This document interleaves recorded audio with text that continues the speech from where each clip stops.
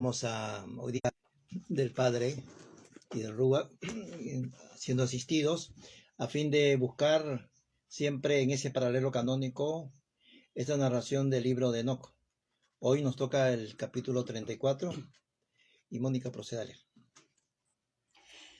Desde allí fui transportado a la extremidad norte de la tierra y me fueron mostradas grandes obras. Vi 3 puertas del cielo abiertas. A través de cada una de ellas vienen los vientos del norte y cuando soplan hay frío, granizo, escarcha, nieve, rocío y lluvia. Importante ese título, vientos del norte. Vientos, ¿qué significa norte? ¿Por qué ese punto? Si sale por una sola de las puertas, soplan para bien. Es decir, si sale por un designio, utilizando una puerta, es de bendición. Pero cuando soplan a través de las otras 2 es con violencia y calamidad sobre la tierra, pues soplan con fuerza. Puertas que son empleadas para bendecir o puertas que son empleadas para juicio o notificaciones. Señala este pasaje de Enoc entonces acerca de los peligros que conlleva el viento, los vientos del norte. Como dice aquí, cuando soplan, convocan, atraen al frío, al granizo, a la escarcha, la nieve, el rocío y la lluvia, ya sea una de ellas o la combinación de todas. Al respecto, nosotros, empezando a hacer este paralelo canónico, podemos contemplar Proverbios capítulo 25 en el verso 23. Proverbios capítulo 25 en el verso 23, donde acá hay una hilación hebrea entre esta narración de Enoc con Proverbios de Salomón. Y dice así: como el viento del norte, lo mismo, como el viento del norte trae lluvia, una consecuencia, así la lengua calumniadora trae semblante airados, consecuencia frente a la lengua que calumnia. Pero vamos a lo primero. Este libro de Enoc habla de viento del norte que trae lluvia y Proverbios 25-23 también habla del viento del norte que trae lluvia. Entonces ahí encontramos los 23, 25-23. La vuelta. Ya. El viento del norte trae la lluvia y el rostro airado, la lengua detractora. Ahí quedó. Entonces vemos un primer paralelo. Ahí encontramos uno de los elementos mencionados en Enoc, la lluvia y el viento del norte, exactamente. Otra connotación de juicio, estamos viendo juicio, relacionado con el norte, podemos leer en Jeremías capítulo 1, verso 14. Jeremías capítulo 1, verso 14. ¿Qué nos dice? 1:14. Me dijo Yahweh, del norte se soltará el mal, sobre todos los moradores de esta tierra. A ver, ¿de dónde? Del norte. Del norte. Proverbio ¿de dónde llega la lluvia? Del norte. ¿De dónde vienen juicios también en lo de Enoc? Del norte. Entonces seguimos nosotros tejiendo estos paralelos canónicos. Y entender que cuando nosotros nos topemos con la escritura, esto del viento del norte puede ser bendición o puede ser juicio. Y finalmente leemos en Ezequiel capítulo 1, verso 4. Ezequiel capítulo 1, verso 4.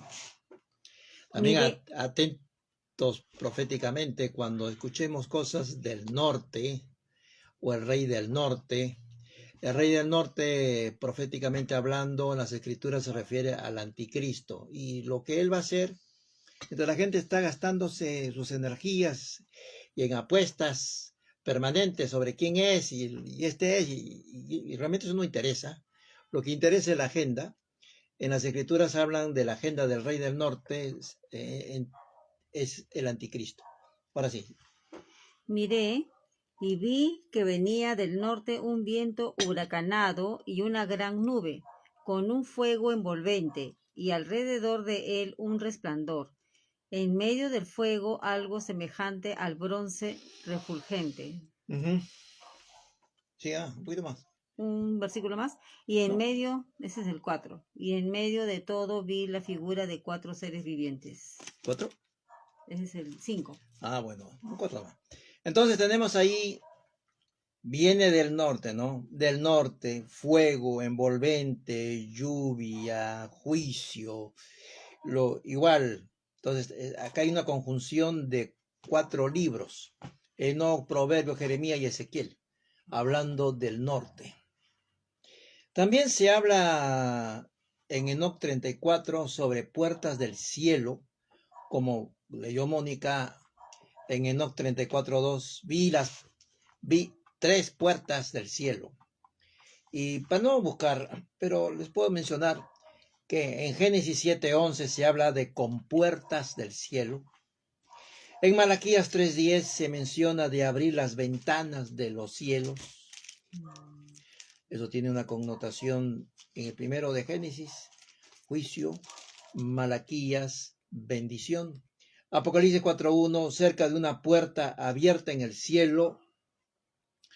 Esa es una comunicación de bendición que tenemos nosotros cuando esas puertas indica también un punto de contacto, de revelación, de cosas que nos son reveladas a nosotros. Entonces, acá, y podemos juntar todos los libros, tenemos Proverbios, Jeremías, Ezequiel, Génesis, Malaquías, Apocalipsis, que siguen todo uniéndose en torno a lo que escribió Enoc acerca del norte.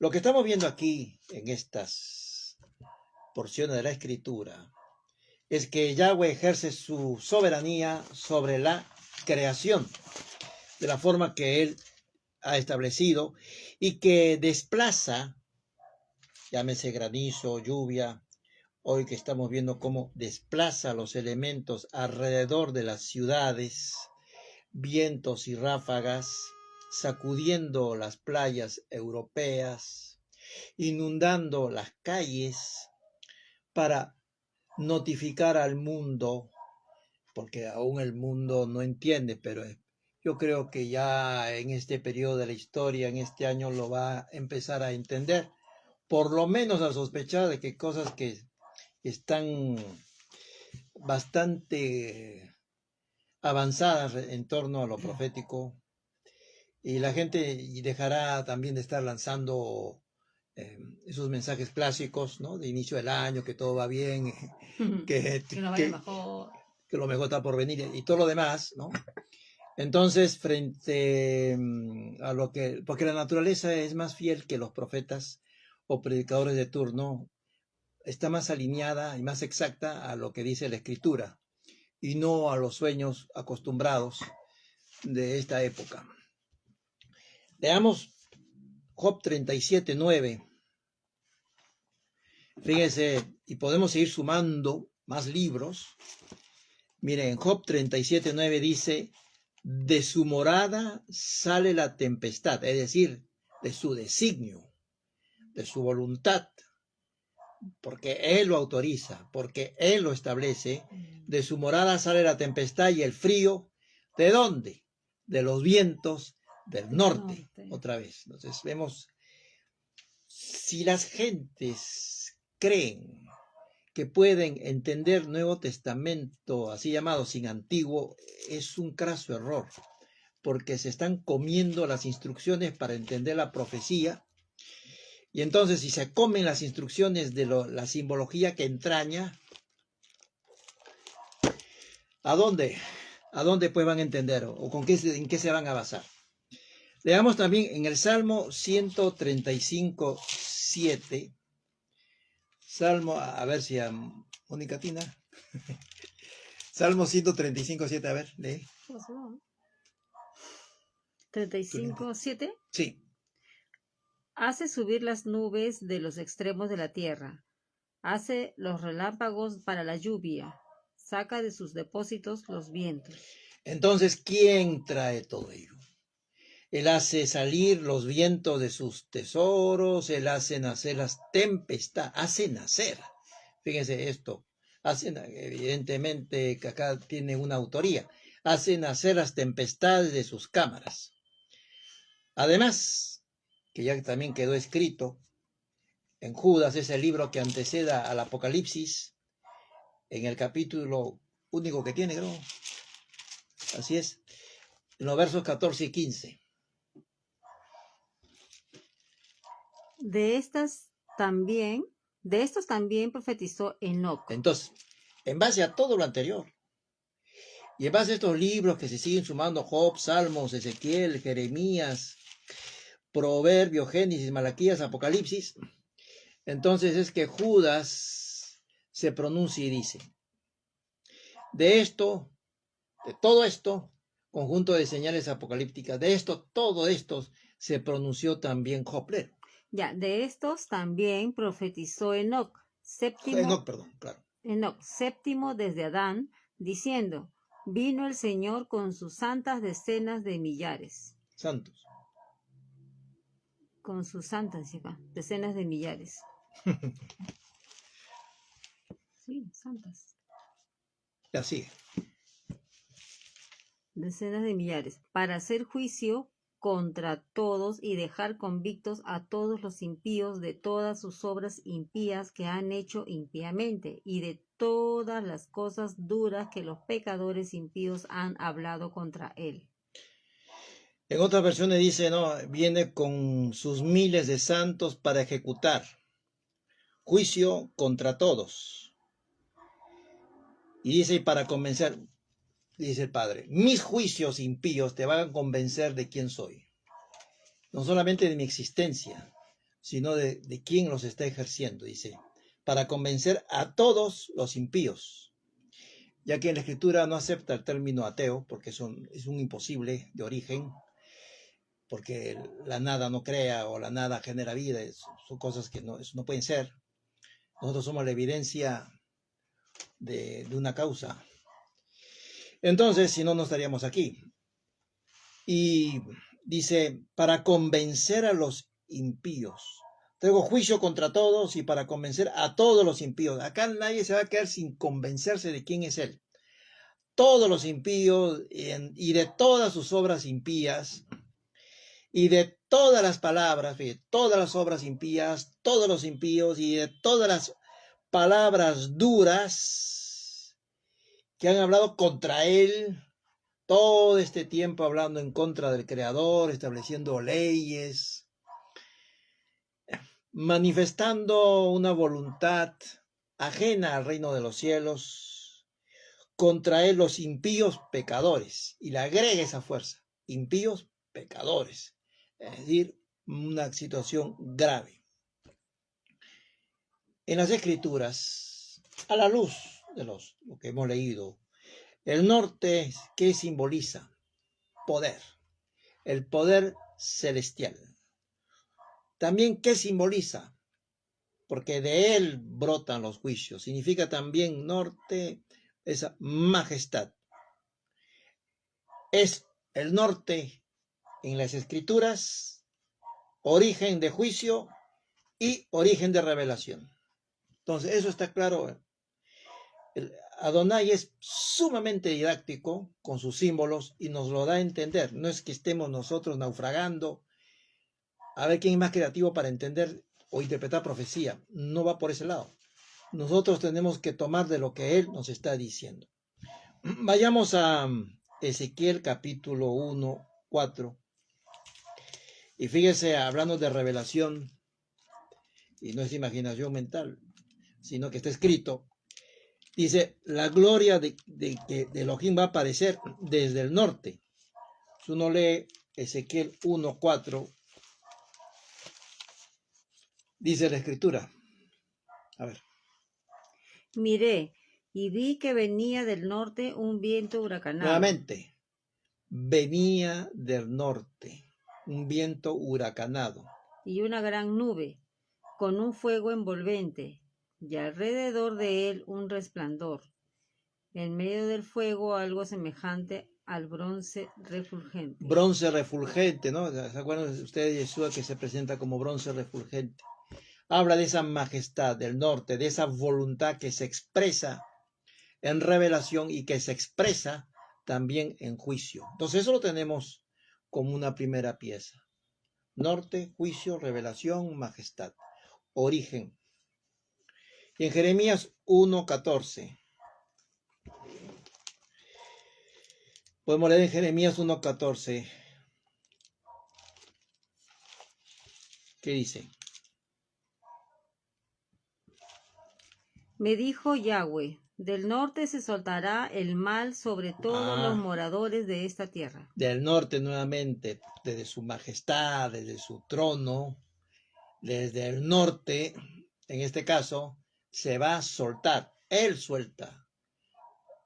Lo que acontece hoy, donde el mundo ya está encajonado para la guerra, ya está totalmente encajonado, no puede moverse ni a derecha ni a izquierda, ni adelante ni hacia atrás, tiene que detonarse ya en su momento. Bueno, entonces, del norte, desde su voluntad, desde su majestad está expresando, se soltará el mal, es decir, Él lo va a permitir, Él va a hacer que se suelte, que lo que tiene que pasar, pasará, de acuerdo a sus designios, pero Él lo suelta, no los hombres. Nosotros no podemos ver la noticia creyendo que tal presidente es el que va a soltar la cosa, no es que Él suelte las cosas, Él va a soltar y que fluyan los acontecimientos finales. Se soltará el mal sobre ¿quién? Todos los moradores de esta tierra. ¿Y quiénes son los moradores de la tierra? Los que no tienen identidad hasta ahora. No se sabe a qué juegan. No tienen una conexión con un pueblo. Viven como si pertenecieran en fidelidad a equipos de fútbol y no al pueblo del Eterno. No tienen una conexión milenaria. Navegan en la superficialidad religiosa y en los protocolos eclesiásticos de turno o de lo que han conocido. Pero son moradores. Todavía no tienen esa identificación plena. Y por lo tanto, su elección natural será estar en la foto, la segunda, de la cosecha. Previo a arrasar de lo que va a venir de un rey del norte también, el anticristo, que la escritura es claro, todo lo que él va a hacer está escrito, todo está escrito. No ha quedado en la imaginación para qué viene un anticristo, está escrito qué es lo que va a acontecer. En algún momento hemos hablado sobre el particular, incluso hablamos de noticias de la época del anticristo. Hubo un curso que dimos como 12 semanas en que hablábamos noticias que pasarían, no noticias actuales, sino de lo que ya estaría pasando, ¿no? En ese entonces. También habla aquí del traslado de Enoc. No responde en simbología bíblica o narrativa, no responde a un desplazamiento geográfico, sino es un desplazamiento, sino que lo dice así para que nosotros podamos entender que responde a un desplazamiento de corte espiritual. ¿Hacia dónde? Hacia planos de mayor revelación. Partiendo del contexto canónico, los viajes de profetas como Ezequiel, Isaías o Juan en Apocalipsis a lugares cados o sagrados o de visión son momentos en que se quita, como también viajó Pablo hasta el tercer cielo. No cruzó los cielos como hizo Jesús, sino llegó hasta el tercero, porque hay más. Son contactos en que se quita el velo a misterios que corresponde a los designios divinos. Por tanto, se podría decir que el norte representa la frontera entre lo conocido y lo desconocido, entre el mundo terrenal y el mundo celestial. En la narración se sustenta que Enoc fue llevado hasta allí, más allá de las limitaciones humanas, de tal manera de comprender cómo la creación está ordenada y cómo las fuerzas materiales y las fuerzas de las tempestades y las fuerzas que conmueven o que se conmueven hoy alrededor de la tierra están sujetas específicamente a la voluntad de los cielos. No es que se desbocan, sino que está sujeta a esa voluntad.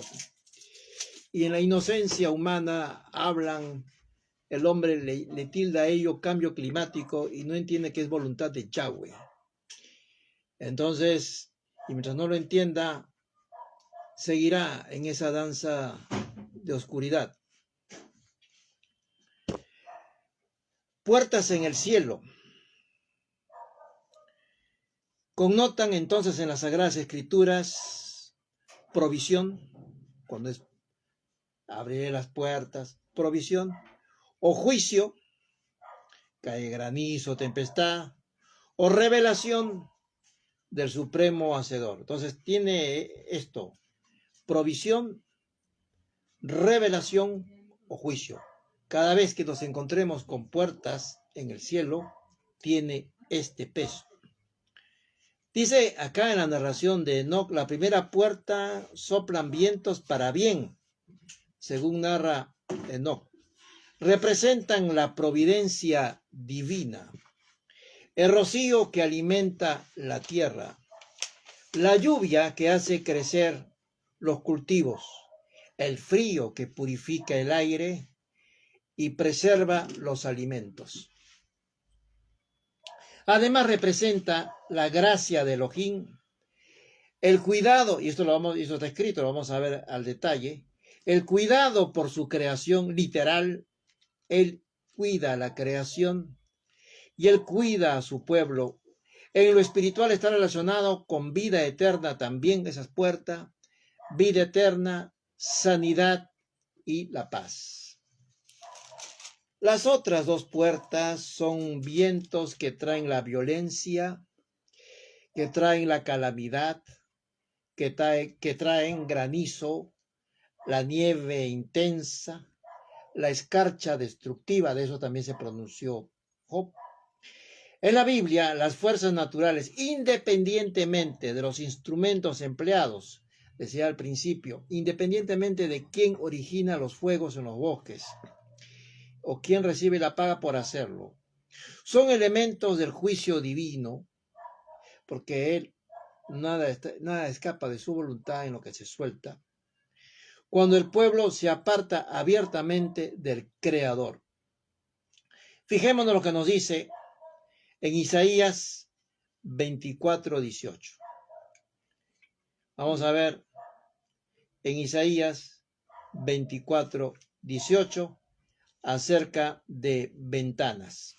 Dice, y acontecerá que el que huya de la voz del terror caerá en el foso. Entonces, el mundo se va a enfrentar a una voz del terror.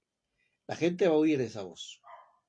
Y el que salga de en medio del foso será atrapado en la red, porque de lo alto se abrirán ventanas Entonces, de lo alto se abrirán ventanas, juicios, una serie de acontecimientos. Ya nosotros ya sabemos ventanas, juicios, una serie de acontecimientos de moradores de la tierra huyendo de la voz del terror, cayendo en fosos, serán atrapados en la red. ¿Y qué más? Y temblarán los cimientos de la tierra. Y en torno a todo esto habrán terremotos, es decir, temblarán los cimientos de la tierra. Y cuando dice temblarán los cimientos de la tierra, habla de terremotos en grado alto, muy altos. Más allá de las placas tectónicas, habla de los cimientos de la tierra. Las puertas del cielo muestra que Adonai administra totalmente tanto las bendiciones como los juicios, y ambos, tanto las bendiciones y los juicios, son parte del orden cósmico desde los cielos, desde su trono que Él mantiene. Los vientos del norte, así vistos, pueden entonces traer alivio, pueden traer bendición o rigor, castigos, juicios o anticristos. En Enoc, cuando soplan por una puerta son de bendición, cuando por dos puertas son destructivas. Los vientos de bendición actúan a favor de los elegidos. Los elegidos son pastoreados con vientos de bendición que representan ¿qué? La dirección divina, la renovación espiritual, la provisión para el crecimiento de la emuná y de la vida aquí en la tierra o de la fe aquí en la tierra. Vamos a encontrar también acerca del viento lo que dice Juan 3:8. Acá hay un hebraísmo en Juan capítulo 3, verso 8. Dice, el viento sopla de donde quiere y oyes su sonido, pero no sabes de dónde viene ni a dónde va. Así es todo aquel que nace del Espíritu. Dice que, creo que está diciendo aquí, dice que Yahweh da su gracia según Él quiere. Y al momento que lo determina, nosotros nos encontramos con el viento. No es que podamos agendarlo, nos vamos a encontrar con el viento, lo podemos citar, no lo podemos citar ni lo podemos agendar. Es Yahweh quien da de su gracia según Él quiere y al momento que lo determina, moviendo vidas, impartiéndoles y siendo esas vidas santificadas según su voluntad. Así les acontece a los que nacieron del Espíritu.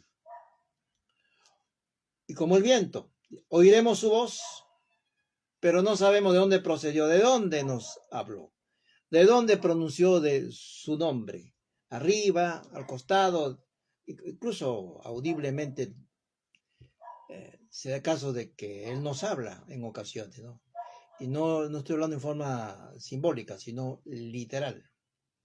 Pero no sabremos de dónde salió esa voz. De arriba. Por dónde vino, como el viento. Ni luego a dónde seguirá, como el viento seguirá, pasará por nosotros, como un viento que pasa y que no lo podemos asir.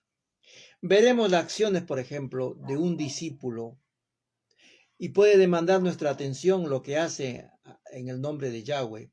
Pero no podemos ver, como el viento, su interior y cómo el viento, el Rúa, trabaja obrando en él. Esto es lo que le está diciendo Jesús a sus discípulos. El viento sopla donde quiere. Y oyes su sonido. Oyes discípulos actuando en el nombre de Yahweh, pero no sabes de dónde le viene todo eso. No sabes, dice. Ni a dónde va. Porque eso procede del interior del alma. Así como el viento acontece a todo el que ha nacido o nace del Ruach HaKodesh, del Espíritu. Y el creyente, él se dará cuenta que sus razones para hacer algo, que sus motivaciones para ejecutar algo han cambiado. De un año a otro han cambiado. ¿Por qué? Ni siquiera se dio cuenta. Porque el Rúa está trabajando en la esencia de lo que Él es. Nosotros no podemos llegar hasta el último rincón de nuestra alma. El Rúa sí, porque Yahweh creó nuestra alma. Y desde ahí Él nos cambia a todos nosotros. No sabrá cómo, no sabrá cuándo pasó, en qué momento fue, a raíz de qué. Y entonces es como el viento que pasó, no lo sabrá. Los violentos vientos, por el contrario, representan juicios divinos, tribulaciones que vienen sobre el mundo a causa del pecado, porque el mundo le ha declarado la guerra al Creador. Y dice en Apocalipsis capítulo 7, en el verso 1, cómo Yahweh hace excepciones a favor de sus elegidos. A pesar que sean una cuantía, a pesar que sean solo 144,000, para él tiene más peso esos 144,000 que los millones en cuanto a excepciones. Y dice Apocalipsis capítulo 7, verso 1. Después de esto vi 4 ángeles de pie sobre los 4 ángulos de la tierra, deteniendo los 4 vientos de la tierra, para que no soplara viento alguno. Dice, párame esos vientos, párame esos juicios, ángeles, no sigan hasta qué. Viento alguno sobre la tierra, ni sobre el mar, ni sobre árbol alguno. Y vemos ahí entre el 7, luego lee el 3 y el 4 también. El 2 no. No, el 3 y el 4 de frente, porque habla de sellar a los 144,000 siervos de Adonai, esa gente que en los últimos días no siga, hombre, a ninguno, solo dice que siga a Yeshua por donde quiera que él va. No tiene fidelidades compartidas, no tiene otro pendón, otra bandera que Yeshua. Son vírgenes, no le interesa para nada doctrina mezclada, no le interesa doctrina social, repulsa eso y se va al auténtico. Y ahí está. Entonces, el 3. Esto muestra que los juicios responden aquí, en esto que leyó Mónica, a un orden, a una secuencia. Dice, para, retén, no lances, tienen un propósito. ¿Por qué lo retiene? Porque tiene un propósito, el cual es purificar a su pueblo y juzgar luego al mal. Y entonces leamos nosotros Apocalipsis 7, 3 y 4. No, diciendo, no hagáis daño a la tierra, ni al mar, ni a los árboles, hasta que hayamos sellado en sus frentes a los siervos de nuestro Dios. Entonces, mientras no haya sellado en protección a las primicias, que de todo el mundo por fin las pude encontrar sin mancha ni arruga, solo 144,000, porque oyó, es una revelación, oí, que son 144,000 no judíos, sino de 12 tribus. No es cierto que sea solo judíos, eso es falso, y no porque yo lo imagine, porque sino acá está hablando de las 12 tribus de los hijos de Israel. Yo oí el número de los sellados.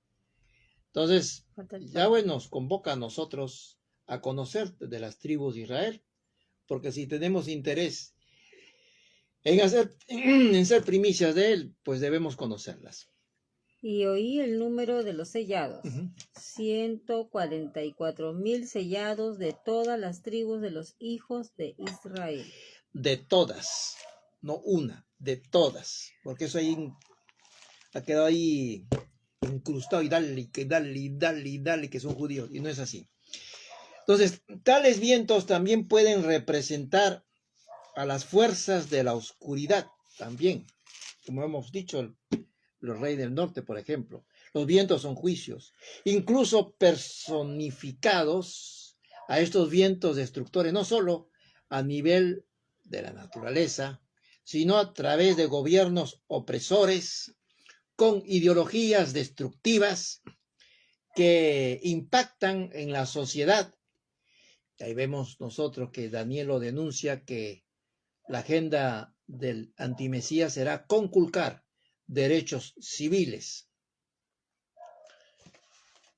reducirlos a la mínima expresión. Más todas esas fechorías que esos gobiernos opresores, alguien quiere entrar, vamos a ver quién es. Moisés, clásico. Ahí está. Ya, entonces, bienvenido mi hermano Moisés. ¿Cómo está? Entonces, esos vientos destructores personificados en gobiernos opresores que conculcan, lo podemos decir, derechos civiles, como dice el profeta Daniel, que impactan en la sociedad.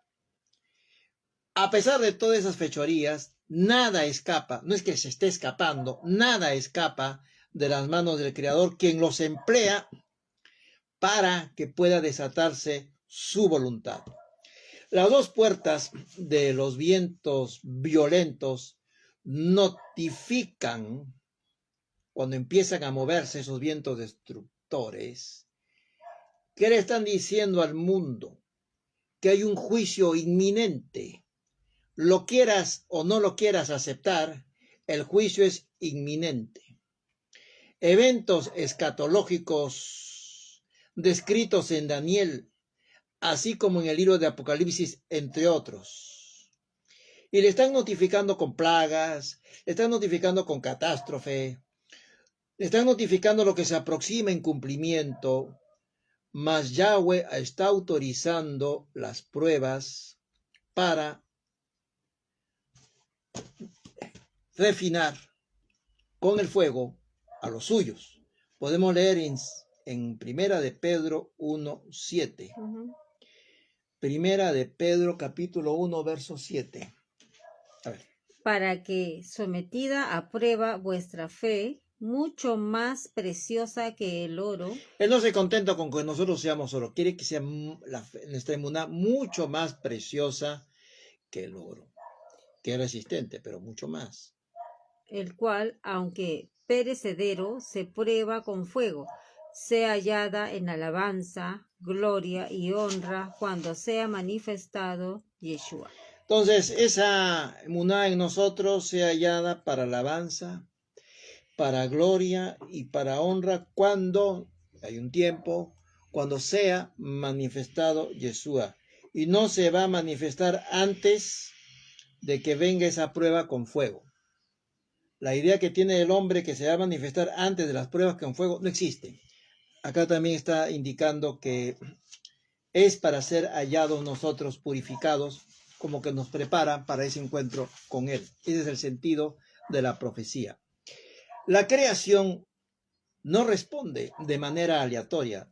Estamos viendo que en juicios, en bendición, en protección, sigue el patrón de un orden establecido por el Adón, el cual busca alcanzar un propósito. En cada cosa que acontece, Él saca un propósito bueno. Y no debe de caer nuestro ánimo cuando estén soplando los violentos vientos. Dejemos, en cambio, que en medio de ello, los vientos de su ruán sean sobre nosotros. Es decir, es mejor que se lo permitamos porque lo vamos a necesitar. Seamos nosotros canales de gracia del Todopoderoso para los demás. Permitámoslo convertirnos en esos canales, compartiendo, ayudando, predicando. Estemos confiados en aquel que administra con sabiduría y bajo propósitos superiores. Como vemos, por ejemplo, en Job 37, 9 al 13. Vamos, ya este es el antepenúltimo versículo, no, el penúltimo. Job 37, 9 al 13. Del sur viene el torbellino y el frío de los vientos del norte. Otra vez los vientos del norte. Por el soplo de Dios llega el hielo y la extensión de las aguas se congela. Él llena de humedad la densa nube. De todo lo que él administra. Y con la las causas primeras o las causas segundas. Y con la luz desvanece la niebla. Asimismo, conforme a sus designios, las nubes giran en derredor. Conforme a sus designios. Para hacer sobre la faz del mundo, en la tierra, lo que Él les mande. Él las hará venir unas veces como castigo. A ver, acá hay tres situaciones con respecto al manejo de los vientos. Dice, uno, lo puede administrar ese conjunto de elementos atmosféricos para castigo. Un primer escenario. Otro escenario. Sí. Ya. Él hará venir unas veces como castigo, otras a causa de la tierra. Otras, leímos nosotros que Él administra y cuida su creación por causa de la tierra. Esa tierra debe ser amparada y protegida por Él para luego entregarla a los suyos. Entonces, cuida la tierra.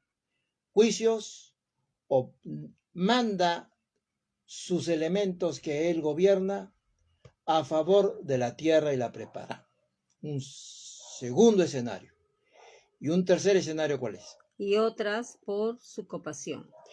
Y otras para que la gente pueda comer, para que la gente pueda alimentarse, por compasión, por piedad. Entonces son esos tres escenarios: castigo, bendición, o porque es necesario extender su compasión.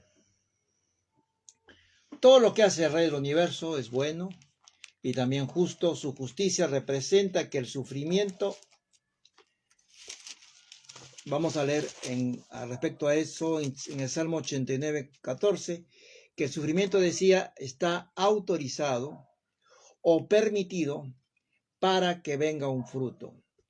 Y todo obedece desde la naturaleza de su trono, de cómo se ejecutan las acciones.